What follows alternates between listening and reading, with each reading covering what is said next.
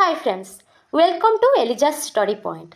आज आम से महापुरुषों संपर्क में आलोचना करने को चाहते जी लौह मानव आयरन मैन भाव में जनाशुना, एकतार सृष्टिकर्ता नाम जनाशुना एवं जहाँ द्वारा आधुनिक भारत सृष्टि होती सी आउ कहीं नुहति सरदार वल्लभ भाई पटेल।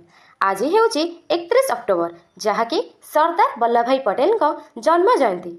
चलतु डेरी नक आरंभ करवा आज section. Sardar Vallabh Bhai Patel the iron man of India. तांकर आर्ली लाइफ उभय ओडिया एवं इंग्लिश रे अछि। सरदार वल्लभ भाई जवाहर भाई Patel was born on October 31, 1875 in Nadiad, Gujarat. तो तांकर फुल नेम होछि सरदार वल्लभ भाई जवाहर भाई पटेल। His father जवाहर भाई Patel was a farmer. From a young age, Vallabh भाई showed great determination and leadership qualities. तो सरदार वल्लभ भाई 1885 अक्टोबर 31 तारिख में गुजरात में जन्मग्रहण करते। तांको पिता थिले जवाहर भाई जड़े कृषक थिले। तांको माता थिले लाद बाई जड़े धार्मिक महिला थिले। छोट बेलू से दृढ़ संकल्प और नेतृत्व गुण देखाई थिले। Education and career. Patel completed his schooling in Gujarat and later studied law in England. से तांकर स्कूलिंग करथिले गुजरात रे एवं परवर्ती समय इंग्लैंड रे लॉ पढ़िया पे जाइथिले। After returning to India he became a successfully lawyer in Ahmedabad.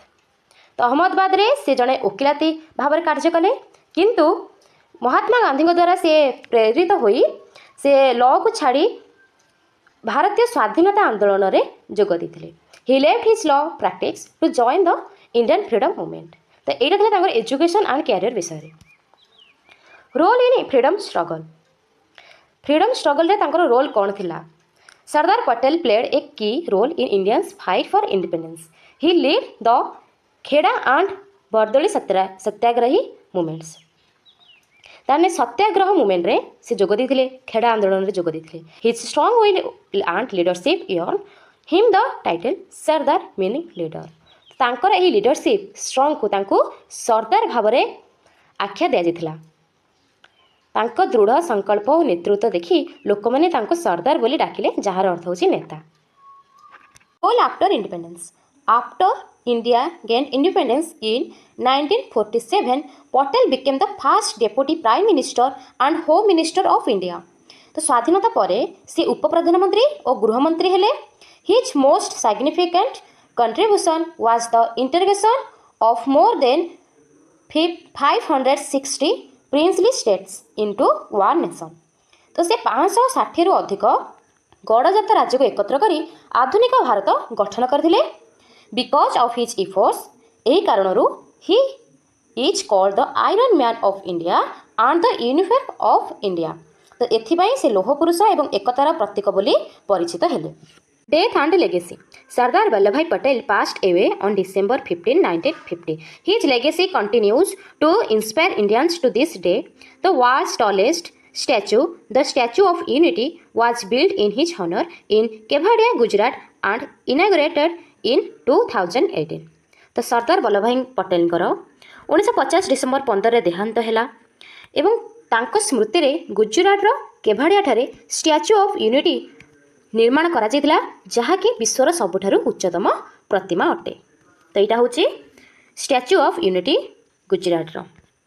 तांकर गोटे फेमस क्योट थिला, man power without unity is not a strength unless it is harmonised and united properly then it becomes a spiritual power.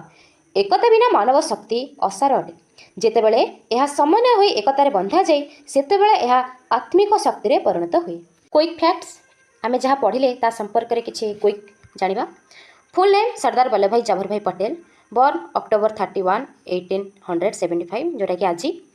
Place Nadiad, Gujarat. Known as iron man of India, लौह मानव भाव से परिचित। से देहांत है December 15, 1950। Major contribution integration of princely states. तो राजकीय जगह गुड़ी गड़जात राज्य गुड़ी एकत्र कर आधुनिक भारत गठन करते। Memorial statue of unity Gujarat. Thank you all. आपण मानक यही क्लास टी किपरि लागला निजर मतामत निश्चित देबे।